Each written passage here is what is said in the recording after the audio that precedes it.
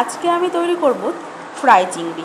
তো ফ্রাই চিংড়ি কীভাবে তৈরি করব চলো দেখে নিই। চিংড়ি মাছটা মাথা বরাবর লেজ অবধি ভালো করে চিড়ে নেব। তারপর দিয়ে দিতে হবে 1 চামচের মতো লেবুর রস। তারপর দিতে হবে স্বাদ মতো লবণ, গোলমরিচের গুঁড়ো, টক দই আর কাশ্মীরি রেড চিলি পাউডার দিয়ে ভালো করে মাখিয়ে নিতে হবে। ভালো করে মাখিয়ে নিয়ে নেওয়ার পর দিয়ে দিতে হবে সামান্য একটু বাটারটা দিয়ে মাখিয়ে নেওয়া হয়ে গেলে 5 মিনিট রেখে দিতে হবে।